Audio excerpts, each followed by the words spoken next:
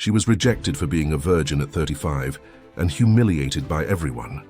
With no choice, she was forced to marry a cold, soulless millionaire. The millionaire despised his bride at the altar, unaware of her secret.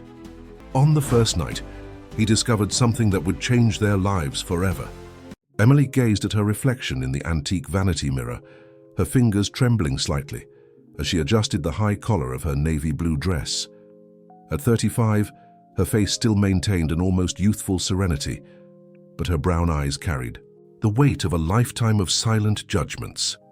The phone rang for the third time that morning, and as before, she hesitated before answering.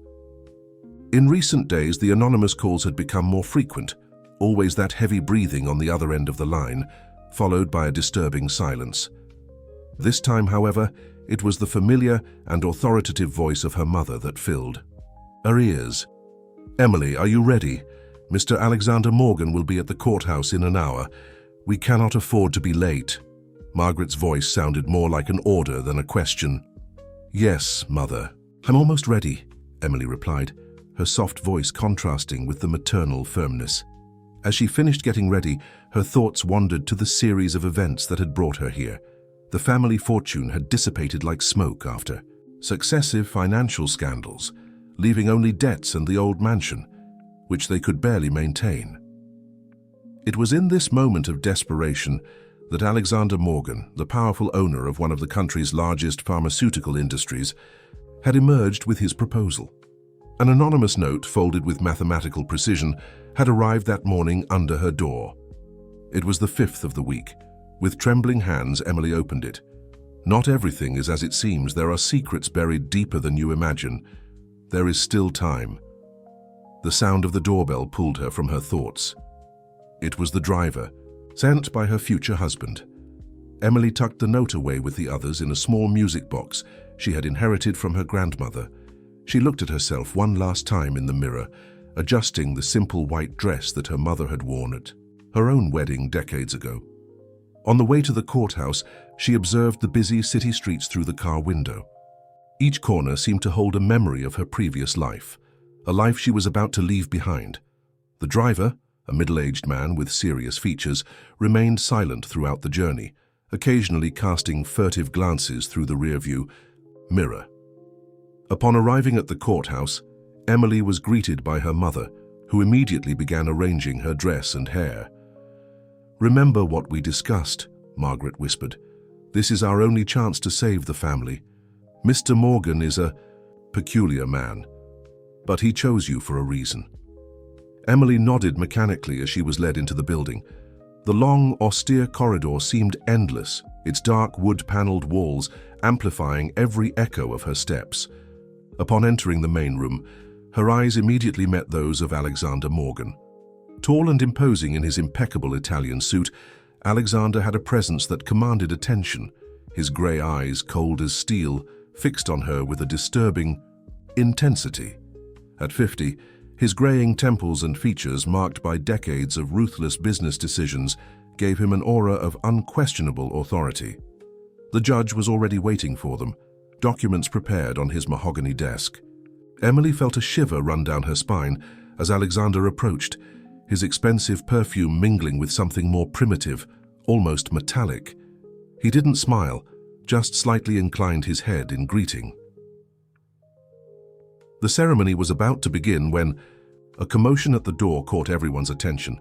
An elderly woman, elegantly dressed, burst into the room, her eyes, vivid and determined, fixed on Emily with an intensity that made her take a step back. "You cannot do this," exclaimed the lady, her voice trembling with emotion. "You cannot allow history to repeat itself." Before she could continue, 2 security guards appeared like shadows, discreetly escorting her out. The private jet cut through the skies toward Geneva, leaving behind the United States and everything Emily knew. Seated in the leather chair, she observed the clouds through the oval window, while Alexander worked silently on his laptop. Since the ceremony at the courthouse, he had barely spoken a few words to her, as if her presence was just a detail in another one of his business deals. The words of the mysterious lady at the courthouse still echoed in her mind. What story could not be repeated? The question tormented her, as did the knowing and desperate look the woman had given her. Margaret, her mother, had dismissed the incident as the work of an unbalanced person, but Emily sensed there was something deeper there. After hours of flight, the plane finally landed at the private airport. A black Rolls-Royce awaited them on the runway, and Emily observed the Swiss landscape unfold during the journey. Majestic mountains rose against the sky, their slopes covered by a mysterious mist that seemed to hide centuries-old secrets. The mansion appeared like a Gothic apparition among the ancient trees, a monumental 19th-century construction with towers that rose toward the clouds and windows that seemed like vigilant eyes observing every movement. Emily felt an involuntary chill as she passed through the wrought iron gates. "Your area will be the south wing," Alexander informed, his deep voice breaking the silence for the first time in hours. "The north wing is closed and strictly forbidden. Elizabeth, the housekeeper, will show you to your quarters." A middle-aged woman, dressed in an impeccable uniform, waited at the entrance. Her face was a mask of professional efficiency, but Emily noticed a slight tremor in her hands when she curtsied. "Please, Mrs. Morgan, follow me." The corridors of the mansion were a labyrinth of luxury and antiquity. Persian carpets muffled their steps, and portraits of unknown ancestors seemed to follow her with painted eyes. Elizabeth led Emily through a series of doors until they reached a sumptuous suite, decorated in shades of blue and silver. "Dinner will be served at 8, Elizabeth informed. "Mr. Morgan appreciates punctuality." With another curtsy, the housekeeper withdrew, leaving Emily alone with her thoughts and a still-closed suitcase. Exploring her new quarters, Emily discovered a closet already stocked with clothes in her exact measurements. Dresses, shoes, jewelry, all selected with an unsettling precision, as if someone knew not only her measurements, but her most intimate tastes. It was upon opening one of the drawers that she found something out of place in that calculated perfection. An old photograph, yellowed by time, had slipped behind the drawer. When she retrieved it, Emily felt her heart stop for a moment. The image showed a young woman from the 1950s, and the resemblance was extraordinary. It could be her in another era. Turning the photo with trembling hands, she found a symbol drawn by hand, a circular medallion with intricate geometric patterns. Below, a partially erased name, Claire M. The sound of footsteps in the corridor made her hastily hide the photograph. Elizabeth returned, bringing a petrol blue dress. "Mr. Morgan requests your presence for dinner. This dress, he insisted, especially on this one." As she prepared, Emily couldn't shake the feeling that every element of that mansion had been meticulously planned. The clothes in her closet, the specific dress for dinner, even her presence there, everything seemed part of a larger scheme that she still didn't understand. The ancient clock of the mansion struck 8 times when Emily descended for dinner. The dining room was a spectacle of crystal and silverware, illuminated by a monumental chandelier that cast dancing shadows on the walls lined with fine wood. Alexander was already waiting for her, standing by the fireplace. Upon seeing her with the blue dress, something in his gaze changed. For a very brief moment, Emily saw a raw emotion cross those usually cold eyes. His lips moved, as if they were about to pronounce a name, but he restrained himself. Dinner proceeded in a heavy silence, broken only by the tinkling of silver cutlery against French porcelain. Emily discreetly observed her husband, who seemed lost in distant thoughts. The petrol blue dress she wore seemed to exercise a hypnotic effect on him. Several times she caught him looking at her with an expression that mixed fascination and disturbance. "Claire loved this dress," he said suddenly, his voice hoarse as if the words had escaped against his will. Immediately after pronouncing the name, Alexander turned pale, rising abruptly from the table. "Excuse me," he muttered, leaving Emily alone with her growing doubts. Claire. The same name that was written on the back of the photograph. Emily felt her heart accelerate. It couldn't be a coincidence. She waited a few minutes after Alexander's departure and decided to explore the mansion, taking advantage of the solitude of the night. The corridors were even more intimidating in the dark, illuminated only by the silver moonlight that entered through the tall windows. Her steps were muffled by the ancient carpets as she headed toward the library she had glimpsed earlier. The heavy oak door creaked softly when she pushed it. The aroma of old books and leather enveloped her. Shelves extended to the ceiling, housing volumes bound in leather and gold. A circular iron staircase led to a mezzanine where more books waited, silent guardians of secrets. It was then that she heard it. Piano notes, melancholic and hesitant, coming from somewhere nearby. Following the music, Emily discovered a door, concealed behind a tapestry. On the other side, she found a music room dominated by a Steinway grand piano. Alexander was seated at the piano, his fingers sliding over the keys with surprising delicacy. A half-empty bottle of whiskey rested on the piano, and she noticed he had drunk considerably. His normally cold eyes now shone with a raw emotion she had never seen before. "You move like her," he said without turning, sensing her presence. "You breathe like her. Even your silence is identical to hers." His words were slightly slurred by alcohol. Emily gathered courage and approached. Who was Claire? The name seemed to hit him like a physical blow. His hand stopped over the keys, producing a dissonance that echoed through the room. "My sister," he finally answered. "My twin sister." The revelation hung in the air like smoke. Emily felt her legs weaken and leaned against the piano. What happened to her? Disappeared. 30 years ago. Alexander poured himself another shot of whiskey, his hand trembling slightly. "Or at least that's what they say, but you are proof that there is much more to this story." "Me? What do I have to do with your sister?" Emily asked, although an icy fear began to form in her stomach, as if she already knew the answer. "Look at yourself," he laughed without humor.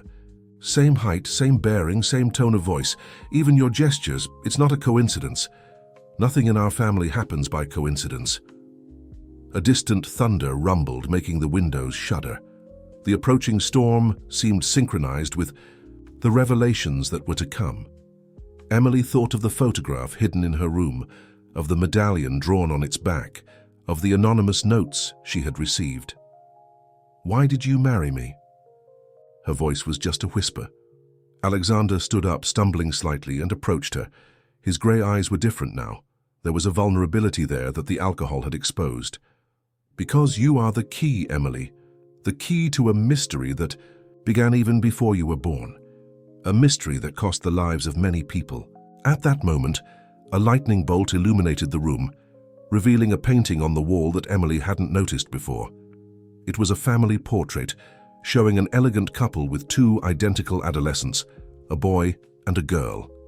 The eyes of the girl in the portrait seemed to follow Emily, as if they wanted to transmit a message across the decades.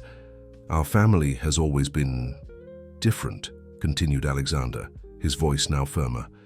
"We have secrets that go back generations, experiments that defy nature itself." Claire discovered something she shouldn't have discovered, something about our true purpose. A new thunder shook the mansion, and the lights flickered momentarily. Emily felt a shiver run down her spine when Alexander held her arm, his fingers pressing with urgency. "You are not who you think you are, Emily. Your entire life was carefully planned. Every detail, every choice you thought you made." The storm now roared outside the mansion, its thunder making the windows shudder. Emily gently freed herself from Alexander's grip, her mind a whirlwind of questions and theories. His words about her life having been planned echoed in her head, mixing with the memories of the anonymous notes. "What do you mean by my life having been planned?" she asked, maintaining distance from her husband. The piano music still hung in the air like a melodic ghost. Alexander staggered to a leather armchair, letting himself fall heavily. "Our family, the Morgans, have always been pioneers in biotechnology, long before it became public. In the 1940s and 1950s, my grandfather conducted secret experiments in an underground laboratory of this mansion." Emily sat in another armchair, her eyes fixed on the man who now seemed much older and more tired than a few hours before. "What kind of experiments?" "Genetic manipulation," he answered, his low voice almost lost in the sound of the rain. "He believed he could create perfect human beings, free from diseases with specific characteristics." Claire and I, we were the first successes. A lightning bolt illuminated the room again, and Emily saw tears in Alexander's eyes, a vision so incongruous with his usual coldness that it left her disconcerted. But something went wrong, he continued. Claire started asking questions, investigating. She found old documents, records of the experiments. She discovered we weren't the only ones. There were others, dozens of them scattered around the world. Emily felt her hands trembling and pressed them against the blue dress. The same dress that Claire wore. And what happened to her? On the night she disappeared, she left a note. She said she had discovered something terrible, something that would change everything. She promised to expose all the family secrets. Alexander poured himself more whiskey. The next morning she was gone. Her room was intact except for one thing. The medallion our mother had given her was broken in half on her bed. Emily thought of the symbol drawn on the back of the photograph, the same medallion. "And you think she's still alive?" "I don't know," he admitted, "but I know that you're not just similar to her. You are a perfect recreation. Your DNA was manipulated even before your birth to replicate Claire's." The revelation hit Emily like a punch. Her legs weakened and she was grateful to be seated. Fragments of memory began to fit together. Her isolated childhood, the constant medical examinations, her mother's insistence on keeping her pure. "My parents, did they know?" "Your mother, yes. She was specifically chosen to raise you. As for your father..." Alexander hesitated, a shadow crossing his face. He accidentally discovered the truth. He was investigating some irregularities in hospital records when he found documents about your true origin. Emily felt her heart tighten. "What happened to him?" "It was an accident. At least that's what I thought at the time." Alexander covered his face with his hands. "I was young, followed orders without questioning. When they sent me to intimidate him to stop the investigation, things got out of control." The sound of the rain increased, as if nature itself wanted to muffle the painful revelations. Emily stood up, her legs wobbly. All her life, all her choices, even her so protected purity, everything had been calculated, programmed like a scientific experiment. "Why are you telling me this now?" she asked, her voice trembling. "Because you need to know the truth before it's too late," Alexander answered, standing up as well. "There are others like you, Emily, other copies scattered around the world, and someone is systematically and silently eliminating each of them." A particularly strong thunder made the lights flicker again, plunging the room into darkness for a few seconds. When the lighting returned, Emily saw something she hadn't noticed before, a small door disguised in the wood panel behind the piano. Emily slowly approached the disguised door, her fingers tracing the almost imperceptible contours in the dark wood. Alexander remained motionless, observing her with a mixture of apprehension and resignation on his marked face. "This door, does it lead to the laboratory you mentioned?" she asked, her voice barely overcoming the sound of the storm. "Among other things," he answered, approaching with heavy steps. "It's the entrance to the north wing, the place I've forbidden you to enter." His hands trembled slightly when he removed an old key from his suit pocket. The lock turned with a metallic click that seemed to echo through the room. The air that escaped through the door had a peculiar odor, a mixture of chemicals, old, paper, and long-kept secrets. A spiral staircase descended into darkness. "Are you sure you want to see?" asked Alexander, his face partially illuminated by a distant lightning bolt. Emily nodded, gathering all her courage. They descended the steps in silence, the sound of their footsteps reverberating on the stone walls. Automatic lights turned on as they advanced, revealing a corridor that seemed taken from a science fiction film. The walls were lined with brushed metal, with numbered doors at regular intervals. Each door had a small glass window and an electronic panel. Through one of them, Emily glimpsed medical equipment covered by white sheets. "This was my grandfather's domain," explained Alexander, his voice echoing in the corridor. "After him, my father continued the experiments, and then it was my turn." They reached a circular room, larger than the others. In the center, there was an old operating table, and on the walls, metal archives extended to the ceiling. On one of the walls, a mural covered with photographs caught Emily's attention. There were dozens of faces, all connected by red lines traced by hand. With horror, she recognized her own face several times, or rather, faces identical to hers at different ages and places. All of them are like me.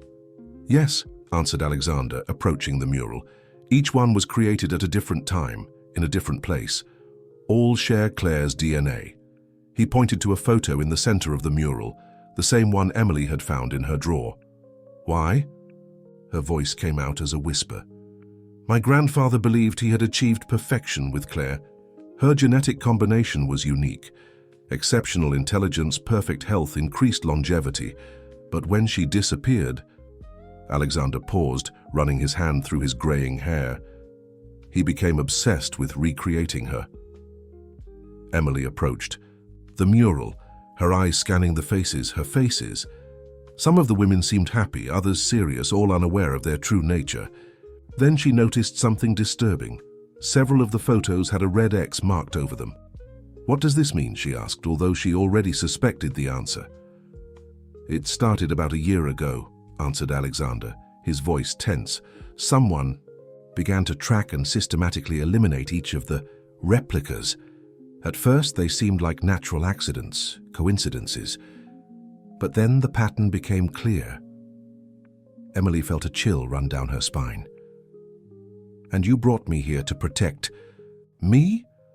A bitter smile formed on Alexander's lips. Partly, but also because you are different from the others. Your genetic code, it developed in a unique way. You are not just a copy of Claire, you are an evolution. At that moment, a metallic sound echoed through the corridor, like a door being opened somewhere distant. Alexander immediately became alert, his hands grabbing Emily's arms. There shouldn't be anyone else here, he whispered, his eyes scanning the room. We need to leave, now. But before they could move, the lights flickered and went out, plunging the laboratory into total darkness. The sound of footsteps approaching echoed through the metal corridors, getting closer and closer. In the darkness of the underground laboratory, Emily felt Alexander pull her behind one of the large metal archives. Their hearts beat rapidly as the footsteps approached ever closer. The only illumination came from the occasional lightning bolts that penetrated through small windows high on the walls. There's an emergency exit at the end of the corridor, Alexander whispered in her ear. When I give the signal, run there, and don't look back. Before Emily could respond, a flashlight beam cut through the darkness. The footsteps stopped at the entrance of the circular room, and a familiar female voice broke the silence. You can come out. I didn't come to harm anyone. Emily instantly recognized the voice, and it was Elizabeth, the housekeeper. Alexander seemed to relax slightly at her side, but maintained his defensive posture. Elizabeth, he called, still without leaving their hiding place. What are you doing here? The housekeeper advanced to the center of the room, her flashlight illuminating the mural with the photographs. Her normally impassive face was marked by an iron determination. It's over, Mr. Morgan, she said, her voice firm.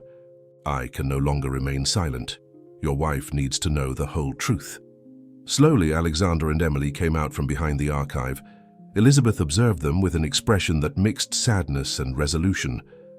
Under the flashlight, Emily noticed something she had never perceived before, a series of small, almost imperceptible scars along the housekeeper's neck. You too, Emily began, suddenly understanding. Yes, confirmed Elizabeth, slightly lowering the collar of her uniform to reveal more scars. I was one of the first, even before Claire. Old Dr. Morgan's experiments weren't always successful. Alexander took a step forward, his expression a mask of shock. You never said anything. All these years. And what could I say? Elizabeth replied with a sad smile. You gave me a roof, a job, an identity, but genetic modifications have their price. My body is failing, Mr. Morgan. The doctors say I don't have much time. Emily felt tears forming in her eyes. Is that why you're helping us now? I'm helping because I cannot allow more lives to be destroyed. Elizabeth approached the mural, her flashlight illuminating the faces marked with X. Each of these women had a life, dreams, people they loved, and all were sacrificed in the name of an obsession. A particularly strong thunder made the laboratory. Walls vibrate. Elizabeth turned to Emily, her eyes shining with urgency. Claire didn't disappear, she revealed, her voice low but clear. She ran away because she discovered something even worse than the genetic experiments, something that involved a much larger project with international ramifications. Alexander staggered as if he had taken a blow. How do you know this? Because I helped her escape, answered Elizabeth. And now I need to help Emily before it's too late. The people behind the eliminations, they are not who you think, Mr. Morgan. The enemy is much closer than you imagine. At that moment, the laboratory, lights suddenly came back on, revealing the room in all its somber details. Elizabeth quickly took something from the pocket of her uniform, a small medallion identical to the one in the photograph. Claire left this with me before leaving, she said, handing the object to Emily. She said that one day, when she found someone worthy of trust, I should pass it on. The medallion is a key, Emily, a key to a safe that contains the whole truth. Emily held the medallion in her hands, feeling its weight and the intricate details of its surface. Elizabeth and Alexander observed her in silence while the storm continued to rage outside. The geometric patterns engraved in the metal seemed to form a type of code. "Where is this safe?" asked Emily, her eyes still fixed on the medallion. "In the main office of the North Wing," answered Elizabeth, moving toward the door. "But we need to hurry. We are not the only ones who know of its existence." They followed the housekeeper through the metal corridors, climbing back up the spiral staircase. Elizabeth guided them through a series of passages that Emily didn't know, some hidden, behind panels in the walls, others disguised as simple closets. "The mansion was built as a fortress of secrets," explained Elizabeth as they walked. "Each corridor, each door has a purpose. Old Dr. Morgan was paranoid about security." They finally arrived at a massive double oak door, richly carved with the same geometric patterns as the medallion. The office was an imposing room, with bookshelves from floor to ceiling and a huge antique desk at the center. "The safe is behind that portrait," indicated Elizabeth, pointing to an oil painting that showed an austere man with penetrating eyes. Alexander's grandfather. Emily approached the painting, noticing how the eyes of the portrait seemed to follow her. Beside the golden frame, there was a small, circular recess, the exact size of the medallion. "Before we open it," interrupted Alexander, his voice tense, "I need you to understand one thing. Whatever is in that safe, it can change everything. There are powerful people involved in this story, people who wouldn't hesitate to do anything to keep their secrets." Elizabeth nodded gravely. "That's why Claire ran away. She discovered that the genetic experiments were just the surface. There was a bigger plan, something that involved governments, corporations, and my mother," Emily suddenly asked. "What is her role in all this?" A heavy silence fell over the room. It was Elizabeth who finally answered. "Margaret is not just your mother, Emily. She is one of the main scientists of the project. It was she who perfected the genetic replication process after Claire disappeared." The revelation hit Emily like a physical blow. Her own mother, the woman who had raised her, who had controlled every aspect of her life, was one of the architects of her artificial existence. With trembling hands, Emily fit the medallion into the recess. There was a soft click, and the portrait slid to the side, revealing a modern digital safe, contrasting with the ancient decoration of the room. "The medallion contains a chip," explained Elizabeth. "The access code is engraved in your DNA." Emily ran her fingers over the surface of the safe, and a biometric scanner lit up green. The heavy door opened with a hiss, revealing its contents, a series of leather-bound diaries, digital storage devices, and in the center, a sealed metal box. When Emily reached for the box, her hands were trembling. On the lid, there was an engraved message, "For my other self, when you are ready for the truth, Claire." At that moment, A sound of breaking glass echoed from somewhere in the mansion. Elizabeth quickly moved to the door, peering down the corridor. "We have company," she whispered. "We need to be quick." Emily opened the box, finding inside a pen drive and a handwritten letter. Her eyes ran over the first lines. "If you are reading this, it means you are like me, a life created in a laboratory, but with a soul of your own. What you are about to discover goes beyond your own existence. It is about a project called Genesis, a plan to recreate humanity." The sound of footsteps approached down the corridor as Emily continued reading the letter eagerly. Elizabeth remained on guard at the door, while Alexander quickly collected the diaries and devices from the safe, storing them in a leather folder. "Project Genesis," murmured Emily, her voice trembling as she read more of the letter. "Their plan to create a new human race genetically perfected. Claire discovered that we weren't just isolated experiments, we were prototypes for something much larger." "We need to move," urged Elizabeth, quietly closing the door. "They are approaching." Emily continued reading aloud, her words hurried. "The DNA we share was not just manipulated for physical and intellectual perfection. We were designed to be receptacles for an even more advanced technology, a form of collective consciousness, a biological neural network capable of connecting human minds." Alexander froze in mid-movement, his eyes wide. "So that's what my father was trying to tell me before his accident. He discovered that the project had evolved beyond the family's control." A distant crash made the bookshelves tremble.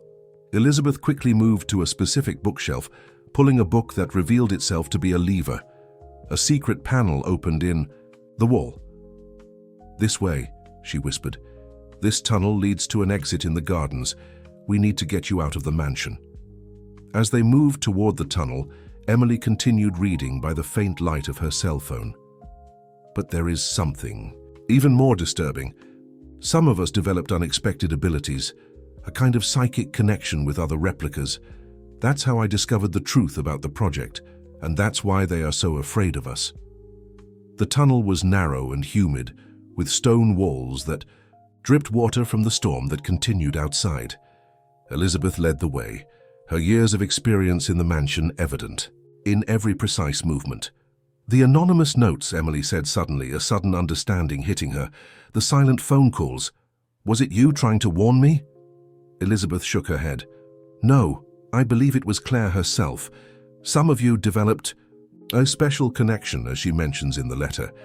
You must have felt it too, strange dreams, inexplicable intuitions." Emily nodded slowly, remembering the recurring dreams she had since childhood. Dreams of places she had never visited, of a woman who seemed to be herself, but wasn't. The tunnel began to slope upward slightly, and fresher air indicated they were approaching the exit. Elizabeth stopped abruptly, raising her hand in a sign of silence. Above them, they could hear the sound of vehicles arriving. "Consortium agents," she whispered. "The international organization that controls Project Genesis. We need to be extremely careful now." "Where are we going?" asked Emily, pressing the letter and pen drive against her chest. "There is a safe place," Elizabeth answered. "A network of people who have been working secretly to expose the truth about the project. Claire helped build this network before disappearing. And now, Emily, you are our greatest hope of completing what she began." Alexander, who had remained silent, finally spoke. "You knew this all along. Why did you never tell me?" Elizabeth's look was a mixture of compassion and sadness. "Because you are also part of the experiment, Mr. Morgan. Just like your sister, you were genetically modified. But unlike her, you were programmed to be loyal to the project. That's why you always followed orders without questioning, until now." The tunnel led to a small stone structure camouflaged among the trees in the garden. The rain continued to fall mercilessly, transforming the terrain into a slippery mud pit. Elizabeth guided Emily and Alexander through the darkness, their steps careful on the soaked earth. "There's a car waiting beyond the secondary gates," whispered Elizabeth, her voice almost lost in the sound of the storm. "We need to avoid the security cameras."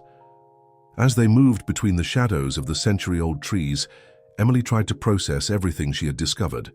Her entire life had been an elaborate construction, a scientific experiment disguised as a normal existence. And her mother, Margaret, was at the center of it all. "The others like me," Emily whispered to Elizabeth. "Do you know where they are?" "Some," answered the housekeeper, stopping to check the path. Claire kept a detailed record. She managed to contact several before disappearing. Some accepted the truth and joined the resistance. Others preferred to continue living their lives, ignoring their true nature. A headlight cut through the darkness in the distance, momentarily illuminating the side of the mansion. The group crouched behind a set of bushes, watching as more cars arrived at the main entrance. "The consortium is mobilizing a considerable force," observed Alexander, his voice tense. "They must have monitored the opening of the safe." Elizabeth nodded. "The mansion's security systems are more complex than they appear. Each movement is recorded, each door opened, triggers a silent alert." Emily felt something strange, a tingling sensation at the base of her skull, followed by a flash of images that were not hers: a white corridor, a room with medical equipment, a woman identical to her connected to strange machines. "It's happening again," she murmured, bringing her hand to her head. "These visions, they're her memories, aren't they?" "The psychic connection that Claire mentioned," confirmed Elizabeth. "Some of you developed this ability to share memories and sensations. That's why the consortium is so determined to find you. You might be the key to locating Claire." A thunderous roar shook the air, and for a moment Emily saw more clearly. A secret laboratory somewhere in the mountains, sophisticated equipment, and Claire, older but still identical to her, working tirelessly on something important.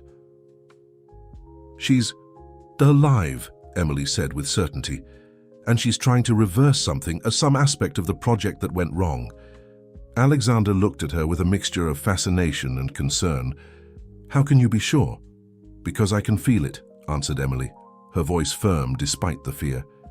"It's as if part of her lives in me, as if we share not just DNA, but also fragments of consciousness." They finally reached the secondary gates, where a discreet car waited with the engine running. The driver, a middle-aged man with serious features, gave a brief nod to Elizabeth. "This is Marcus," the housekeeper introduced. "He has been working for the Resistance Network for years. He will take you to a safe place." Before they could move toward the car, Emily felt another wave of strange sensations. This time they were more intense, more urgent. Images of a laboratory in flames, documents being destroyed, and a sequence of numbers that repeated like a mantra in her mind. "Wait," she said, taking a piece of paper from her pocket and quickly writing down the numbers. "Does this mean anything to you?" Elizabeth examined the sequence, her eyes widening in recognition. "These are coordinates and a date. Claire is telling us where and when to find her." The headlights of the consortium cars began to scan the mansion's gardens, creating a deadly game of light and shadow. Emily, Alexander, and Elizabeth hurried toward the vehicle where Marcus waited, the rain still falling mercilessly upon them. "The coordinates indicate a location in the Swiss Alps," explained Elizabeth as they entered the car. "An old private clinic that has officially been abandoned for years." Marcus started the car silently, maneuvering with expertise through the muddy secondary roads. Emily, seated in the back seat next to Alexander, continued receiving flashes of memories and sensations that weren't hers. "There's more," she said, closing her eyes to concentrate on the images. "Claire is not alone. There are others like us. They are working together on something important." "The antidote," murmured Elizabeth, turning in the passenger seat to face them. "Claire discovered that Project Genesis had a fundamental flaw. The genetic modifications that made us perfect also made us vulnerable to something." Alexander leaned forward, his expression tense. "What kind of flaw?" "The psychic connections weren't an unexpected side effect," continued Elizabeth, her voice low and urgent. "They were part of the original plan. The consortium wanted to create a biological neural network, human beings capable of sharing consciousness. But something went wrong." Emily felt a shiver run down her spine when another wave of memories hit her. The first like us began to show signs of neural deterioration. The consciousness sharing was literally consuming their brains. Exactly, confirmed Elizabeth. Claire discovered this before the symptoms manifested in later generations. She fled not just to protect herself, but to find a cure. The car followed the winding road, leaving the mansion behind. Through the rear window, Emily could see the lights of the consortium vehicles spreading across the mansion grounds like luminous ants. "Why would my mother participate in something like this?" asked Emily, her voice choked. "How could she raise me knowing what I was? What could happen to me?" "Margaret genuinely believes she's helping humanity's evolution," Elizabeth answered softly. "She sees the losses as a necessary price for progress. But Claire saw the truth behind the project." "And what is that truth?" asked Alexander. "The consortium isn't interested in evolution or progress," said Elizabeth. "They want control. Imagine a world where people can be genetically programmed, not just in their physical characteristics, but in their very thoughts and memories. A humanity connected in a single neural network, controlled by those who hold power over the project." Emily felt her head throb with a new wave of images, secret laboratories scattered throughout the world, children being genetically modified, an invisible network of control silently spreading through society. "But there is hope," continued Elizabeth. "Claire and the others have been working not just on an antidote for the neural deterioration, but also on a way to reverse the genetic modifications that make us vulnerable to the consortium's control." Marcus, who had remained silent until then, spoke for the first time. "We have another car following us, low beams maintaining constant distance." The car serpentined through the dark and wet roads, while the rain continued falling mercilessly. Marcus maintained control of the vehicle with professional precision, his eyes constantly checking the rearview mirror. "We need to lose them," said Elizabeth, her face partially illuminated by occasional lightning. "Marcus, take the secondary road after the next curve." Emily closed her eyes, trying to concentrate on the sensations and memories that continued flowing through her mind. The images were becoming clearer now, as if the proximity of danger was intensifying her connection with Claire. "She's trying to tell us something," murmured Emily, pressing her temples. I see a cabin, old, isolated. There's a symbol carved on the door, the same as on the medallion." Elizabeth turned abruptly. "Heinrich's cabin. Claire must have left something there." "Heinrich?" questioned Alexander, his voice tense. "Heinrich Müller," explained Elizabeth. "He was one of the original scientists of the project, but he began to question the consortium's methods. He helped Claire escape and paid with his life for it." The car made a sharp turn, entering an almost invisible dirt road between the trees. The headlights of the vehicle following them momentarily disappeared from view. "The cabin is about 20 minutes from here," continued Elizabeth. "If we can lose our pursuers, we can—" Her words were interrupted by a sudden flash of headlights ahead.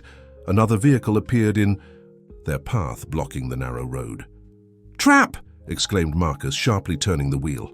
The car skidded in the mud, but Marcus maintained control, skillfully maneuvering between the trees. Branches hit against the windows as they advanced through the irregular terrain, practically creating their own road through the forest. Emily felt another wave of memories hitting her, more intense, more urgent. She saw Claire years ago traversing this same path, fleeing from these same pursuers. But there was something more, there's a passage, she exclaimed suddenly. Claire, she knew an alternative route, through an ancient tunnel used during the war. Elizabeth's eyes widened in recognition. Of course, the smugglers' tunnels.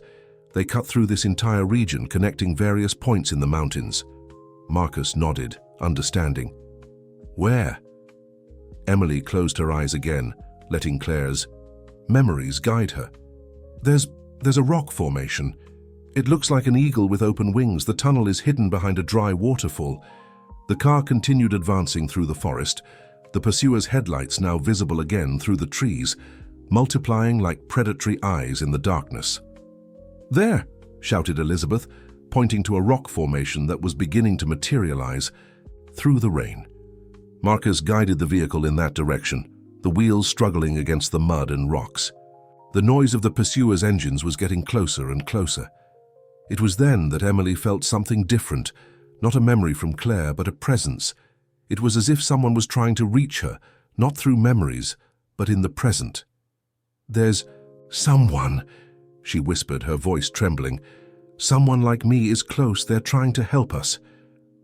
As if responding to her words, a series of explosions illuminated the night behind them. Trees fell, blocking the path of their pursuers. "We are not alone," said Elizabeth, a small smile forming on her lips. "The resistance is larger than the consortium imagines." The tunnel was narrow and damp, its rocky walls covered with phosphorescent moss that emitted a weak greenish luminescence. Marcus had managed to hide the car among the dense trees, and now the group advanced on foot, guided by the light of improvised flashlights. "These tunnels have been used for centuries," explained Elizabeth as they walked. "First by smugglers, then by the resistance during the war, and now they serve a new type of resistance." Emily walked alongside Alexander, who had remained strangely silent since they entered the tunnel. She could feel his internal struggle, his genetic programming battling against his newly awakened consciousness. "How do you feel?" she asked softly. "It's like waking from a very long dream," he answered, his voice hoarse. "All my life I thought I was making my own decisions, but now I realize that each choice was carefully programmed." A new presence touched Emily's mind, different from Claire's memories, closer, more immediate. "She's here," she whispered. "The person who helped us out there is waiting for us." The tunnel began to rise slightly, and soon they reached a natural opening in the rock. An iron ladder, old but well preserved, led to the surface. When they emerged, the rain had diminished to a soft drizzle, and the moon occasionally appeared between the clouds. Heinrich's cabin rose a few meters ahead, a rustic construction of wood and stone that seemed to be part of the mountain itself. And on the porch, a figure awaited them. "Sophia," said Elizabeth, her voice loaded with recognition and relief. The woman on the porch was identical to Emily, another of Claire's replicas, but there was something different about her, an aura of strength and knowledge that distinguished her. "Welcome," said Sophia, her gentle smile contrasting with the intensity of her eyes. "Claire warned us you would come." Emily felt a wave of emotion, not just her own, but shared with Sophia. It was like looking in a mirror that reflected not just her appearance, but her very essence. "Can you communicate directly with Claire?" asked Emily, climbing the steps to the porch. "Not exactly," answered Sophia. "It's more like a network. All of us, those who survived, are connected in some way, some more strongly than others. You, Emily, you have a special connection." They entered the cabin, which inside revealed itself to be surprisingly well equipped. An improvised laboratory occupied one of the rooms, with modern equipment camouflaged in rustic furniture. "Heinrich was brilliant," explained Sophia, noticing Emily's surprised look. "He transformed this cabin into a secret research station. It was here that Claire began her work on the antidote. And it was here that she discovered the truth about Project Genesis," completed Elizabeth. Sophia nodded, moving to an apparently common bookshelf. With a precise movement, she activated a hidden mechanism, revealing a secret compartment. From inside, she removed an old folder and a modern laptop. "What Claire discovered goes far beyond genetic modifications," said Sophia, her face serious. "The consortium isn't just creating perfected humans, they're trying to create a new species, a networked humanity, controllable, programmable, and we, the replicas, are just the beginning." The interior of the cabin was warmed by an ancient fireplace, whose flames cast dancing shadows on the wooden walls. Sophia opened the laptop and began to show a series of documents and images that were part of Claire's research. "Project Genesis began much earlier than we imagined," explained Sophia, her fingers skillfully sliding over the keyboard. "The first experiments weren't done by Alexander's grandfather, but by a secret group of scientists during World War II. Emily leaned to see the screen better, which showed old photographs of an underground laboratory. "These symbols, they're the same as on the medallion." "Exactly," confirmed Sophia. "The medallion isn't just a key, it's a record. The geometric patterns are actually a compressed genetic code engraved in the metal itself." Alexander, who had been examining the documents from the folder, suddenly turned pale. "These names, some of them are members of the current board of directors of my company. The consortium has deep roots," said Elizabeth, approaching the table. "They have infiltrated governments, corporations, scientific institutions. Their plan is much bigger than just creating genetically modified humans." Sophia opened another file on the computer, a video. The recording showed Claire, a few years older than in the photograph Emily had found, working in a modern laboratory. "This recording was made 6 months ago," explained Sophia. "Claire discovered that the consortium is about to initiate the final phase of the project. They've developed a way to activate genetic modifications in apparently normal people, transforming them into part of the neural network." "What do you..." asked Emily, feeling a chill run down her spine. "Through water," answered Sophia. "They've developed a compound that, when introduced into the water supply system, can subtly alter the DNA of people who carry certain genetic markers. It's a gradual change, almost imperceptible." "My company," murmured Alexander, understanding. "The recent acquisitions of water treatment plants in several important cities. They're not just commercial investments," completed Elizabeth. "They're part of the plan." Emily felt another wave of memories invading her mind, this time clearer, more urgent. She saw Claire working tirelessly on a formula, a sequence of numbers and symbols that seemed to dance before her eyes. "The antidote," she said, taking a paper and beginning to write frantically. "Claire is sharing the formula with me. It's as if she's guiding my hand." Sophia observed with intensity as Emily wrote, "The connection between you two is exceptionally strong. Claire must have foreseen this, must have known you would be capable of receiving information this way." When Emily finished writing, the formula covered several pages. Sophia examined them with expert eyes, slowly nodding. "This is revolutionary," she said. "It's not just an antidote for neural deterioration. It's a way to completely reverse the genetic modifications, maintaining only the beneficial improvements." "But why doesn't Claire deliver this personally?" asked Alexander. "Why all this system of messages and shared memories?" "Because she discovered something more," answered Sophia, her face assuming a grave expression. "Something that forced her to remain hidden. In the oldest archives of the project, she found evidence of an even more sinister plan, something that goes beyond collective mental control." The group was gathered around the ancient table, examining the documents Sophia had spread out.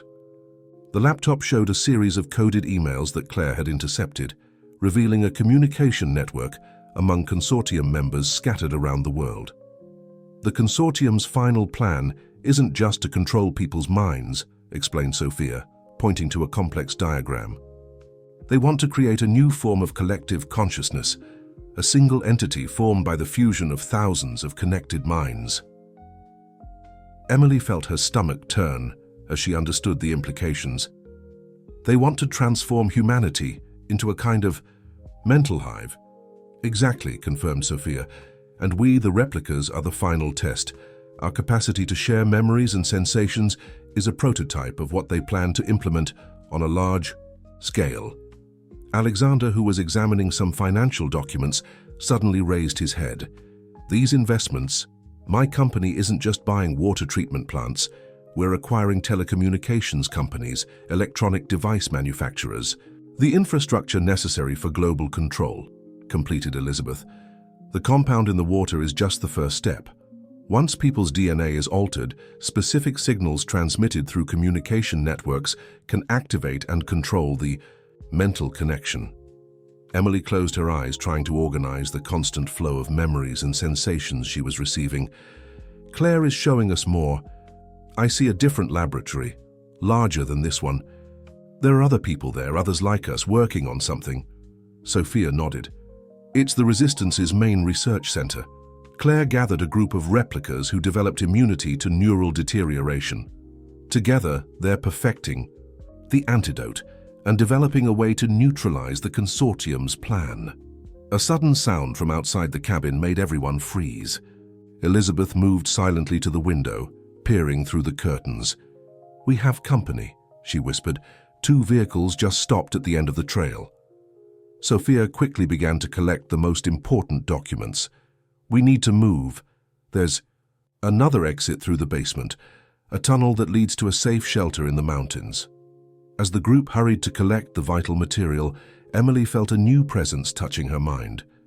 It was different from Claire's memories, closer, more immediate. "Wait," she said, her voice tense. "There's someone like us approaching, but it's different. Hostile." Sophia turned pale. "Catherine, she's one of the first replicas." But she chose to side with the consortium. Her mental connection is incredibly strong. She can locate others like us. "How can we defend ourselves?" asked Emily, feeling the hostile presence approaching closer and closer. "Concentrate," instructed Sophia, holding Emily's hands. "Together, we can create a kind of mental shield. Catherine is strong but alone. We have the power of true connection, of united resistance." Emily and Sophia remained holding hands in the center of the cabin, while Elizabeth and Alexander quickly stored the most important documents. The hostile presence of Catherine approached ever closer, like a wave of icy energy through the night. "Breathe deeply," instructed Sophia, her voice calm despite the evident tension. "Imagine your mind as a fortress, your memories, your thoughts, everything protected by invisible walls." Emily closed her eyes, concentrating.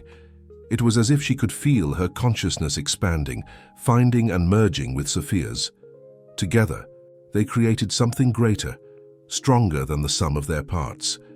"Impressive," a cold female voice cut through the silence. Catherine was standing at the cabin door, her eyes, identical to Emily's, shining with a supernatural intensity. Claire chose her successor well. "You don't need to do this, Catherine," said Sophia, maintaining her position. "We know what the consortium did to you, how they manipulated your mind from the beginning." A humorless smile curved Catherine's lips. "Manipulation? They freed me. They showed me the true potential of what we are, what we can become." Emily felt the mental pressure increase. It was as if invisible claws were trying to penetrate her consciousness. But the connection with Sophia provided unexpected protection. "You're on the wrong side of history," continued Catherine, slowly advancing. "Project Genesis isn't about control, it's about evolution, the next step for humanity." "Forced evolution." "Isn't evolution," answered Emily, surprising herself with the strength in her voice. "It's tyranny." The mental pressure intensified, and Emily felt other presences joining her resistance. Memories and consciousnesses of other replicas scattered around the world, all connected, all fighting together. "Claire showed us the truth," said Sophia. "The consortium isn't creating a new species. It's creating slaves, people without free will, connected to a collective consciousness they can control." Catherine hesitated for a moment, something in her eyes wavering. "You don't understand. There's no way to stop the process now. The plan is already in motion. The water stations, the communication networks." "There's always a choice," interrupted Emily, feeling a new wave of Claire's memories flowing through her. "Even you, Catherine, were programmed to be loyal to the consortium, but you can still choose." A tremor ran through Catherine's body. For a brief moment, her mask of coldness cracked, revealing pain and confusion underneath. "They lied to all of us," continued Emily, extending a hand toward Catherine. "But together, we can fix this. The antidote doesn't just reverse the genetic modifications, it truly frees us." Catherine stepped back, her hands trembling. "No, you don't understand. If I fail, they have ways to punish, to control." "The device in your head," said Sophia softly. "The implant they use to keep you under control. We can deactivate it, Catherine." Claire found a way. The mental pressure began to diminish. Catherine brought her hands to her head, her face contorted in a mixture of pain and revelation. "The others are coming," Elizabeth alerted from the window. "We have less than 2 minutes." "Choose now, Catherine," urged Emily, still keeping her hand extended. "You can continue being a prisoner of the consortium, or you can join us. Fight for true freedom." The silence that followed seemed to last an eternity. Catherine remained motionless, her hands still pressed against her temples, while the sound of approaching vehicles echoed through the night. "They're at all the exits," informed Marcus, quickly returning from his check. "Consortium tactical teams, heavily armed." Emily could feel Catherine's internal conflict. It was like observing a battle through a mental mirror. Years of conditioning and control fighting against a deep and repressed desire for freedom. "The implant," murmured Catherine, her voice trembling. "It's burning, they know, they always know." Sophia quickly removed something from her bag, a small metal box with improvised medical instruments. "We can remove it right now. It's a quick procedure, developed by Claire." The sound of helicopters began to echo in the distance. Elizabeth, who continued monitoring the windows, turned to the group with urgency. "We need to decide now. Staying. Here is no longer an option." It was then that Emily felt it, another wave of Claire's memories, stronger than all the previous ones. But this time they weren't just memories. It was a plan, a complete strategy. "The underground laboratory," she said, the words flowing naturally. "There's a passage that the consortium doesn't know about. Claire built it secretly years ago." Catherine raised her eyes, surprised. "The tunnel behind the artificial waterfall, the one that supposedly collapsed in 1987. "Exactly," confirmed Sophia, a small smile forming on her lips. Claire was always exceptional at making people believe what she wanted.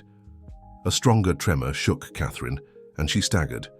Emily and Sophia supported her, guiding her to a chair. "We don't have much time," said Sophia, already preparing. "The medical instruments. The implant is entering containment mode. If we don't remove it now—" "Do it," interrupted Catherine, her voice suddenly firm. "Do it now." While Sophia worked with surgical precision, Alexander and Marcus began to move the bookshelf that concealed the entrance to the secret tunnel. Elizabeth quickly organized the essential documents and equipment in emergency backpacks. Emily kept her hands on Catherine's shoulders, using her newly discovered mental connection to help alleviate the pain of the procedure. Through this contact, she could feel fragments of Catherine's memories, years of experiments, conditioning, control. "It's done," announced Sophia, removing a small bloody device from the base of Catherine's skull. "We need to move. The effect of the mental blockers won't last long." Catherine rose slowly, her eyes now different, clearer, more alive. I can feel the difference. It's like waking from a very long nightmare." "Welcome to the resistance," Emily said softly. The group moved quickly through the secret tunnel, guided by the faint light of flashlights. The muffled sound of helicopters and voices above them indicated that the consortium had begun to search the cabin area. "Claire built this passage as a special escape route," explained Catherine as they advanced. Her voice was softer now, free from its previous coldness. She knew it would be necessary one day. Emily walked beside Sophia, still processing the constant flow of memories and information she received through her mental connection. "Where does this tunnel lead us?" "And the Resistance's true laboratory," answered Sophia. "The place where Claire and the others are developing the final solution to prevent the consortium's plan." Elizabeth, who led the group with Marcus, suddenly stopped. "Listen." Everyone remained still, and then they heard it, a distant sound of running water, gradually growing louder as they advanced. "The underground river," said Catherine. "It feeds the cooling system of the main laboratory. Claire used the force of the water to generate independent energy for the facilities." They continued advancing, the tunnel now descending at a steeper incline. The rocky walls gave way to metal and concrete structures, revealing a sophisticated construction disguised as a natural cave. "The consortium never knew about this?" asked Alexander, observing the infrastructure with technical eyes. "They searched for years," answered Catherine. "But Claire was brilliant at concealing her tracks. The official records show only a series of unstable and inaccessible caves." Emily felt a new wave of memories, more vivid, closer. "She's here," she whispered. "Claire. I can feel her. It's getting stronger." The tunnel ended at a massive steel door with a biometric control panel beside it. Sophia approached, placing her hand on the scanner. The system recognizes all of us, she explained, as the door began to open silently. Our DNA is our access key. The vision that was revealed left everyone momentarily speechless. An immense laboratory extended before them, occupying a gigantic natural cave. State-of-the-art equipment harmoniously blended with the rocky structure. Dozens of people worked at different stations, all of them sharing the same face.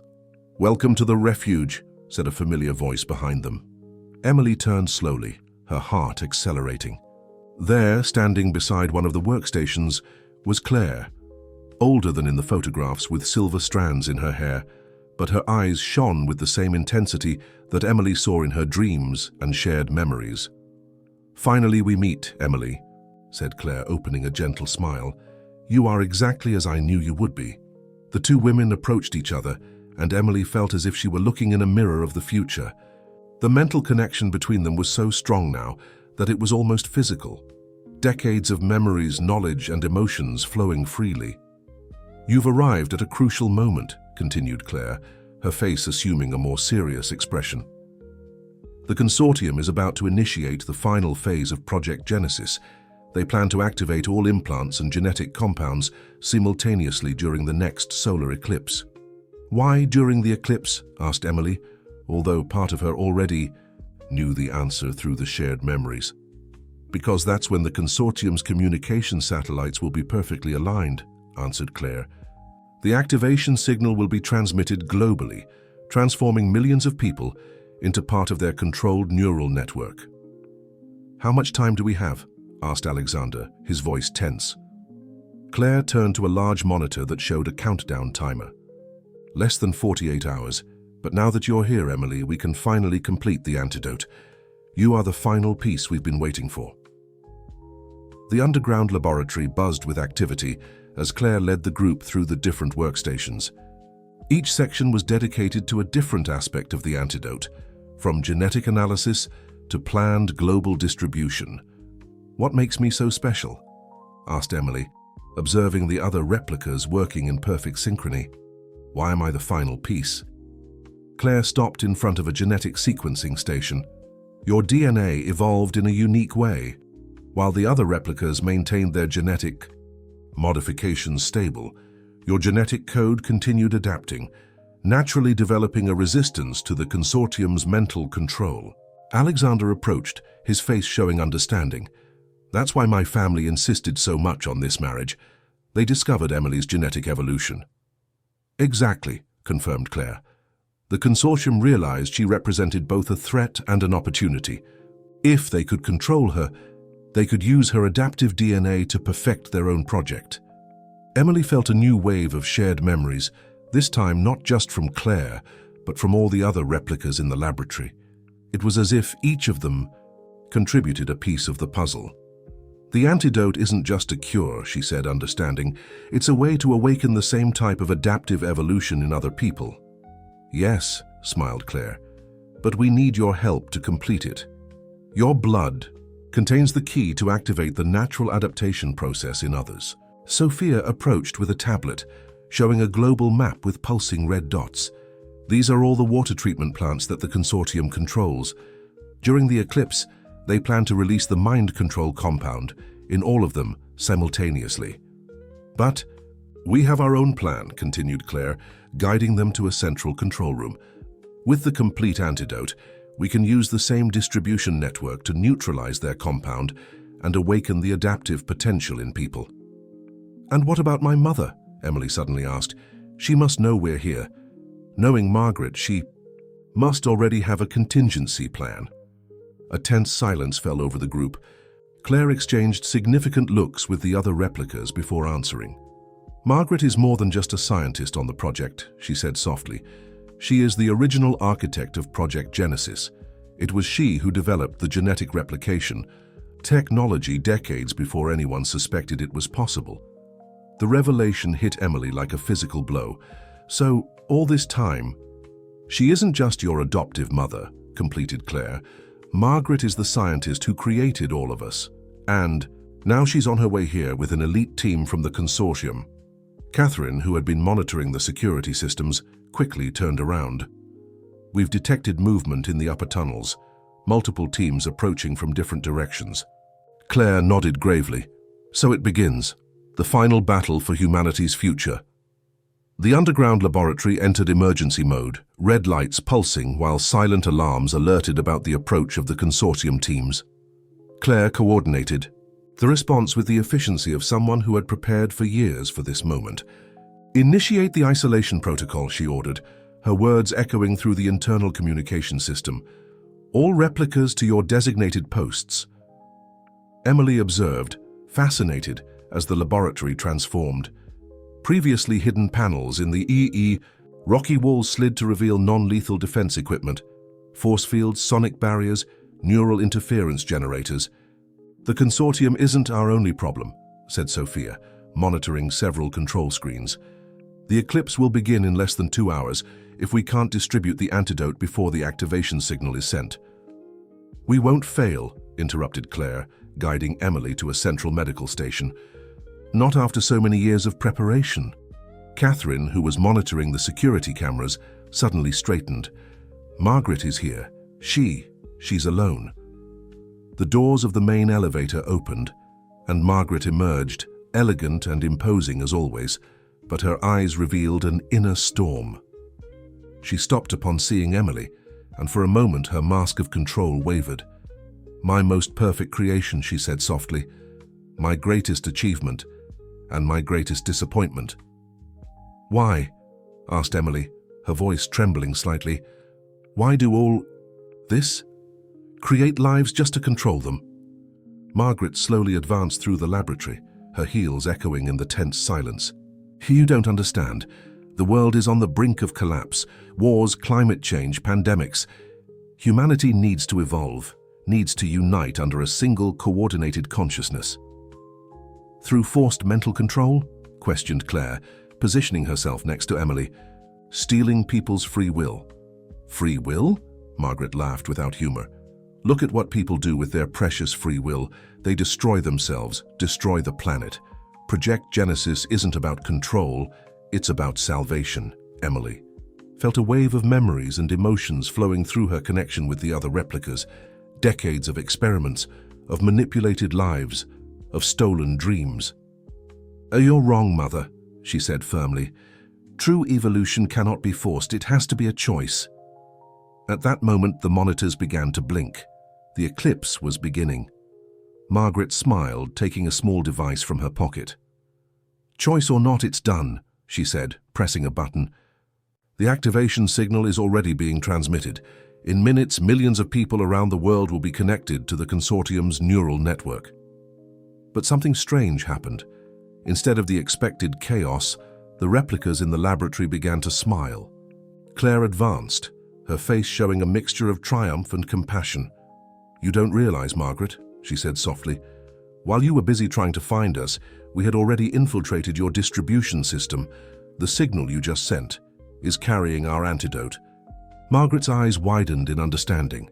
She turned to the monitors, where green dots began to spread across the global map, each representing an area where the antidote was being distributed through the consortium's own network.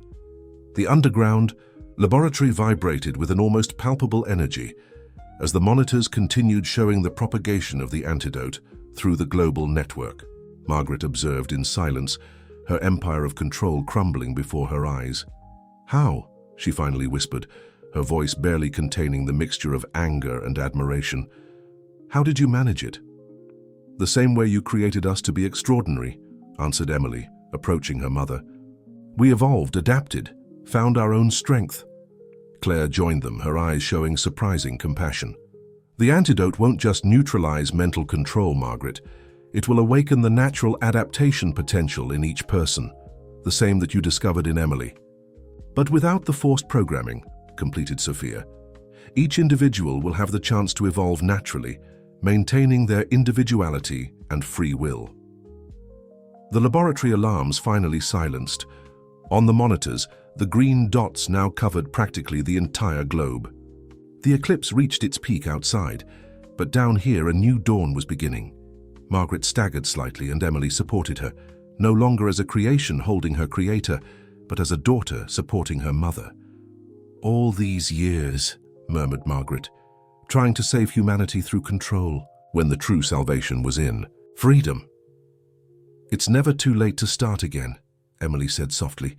"You can use your knowledge to help, not to control." The sound of footsteps echoed through the laboratory. The consortium teams had given up the attack, confused and disoriented, with the sudden change in their systems. "What happens now?"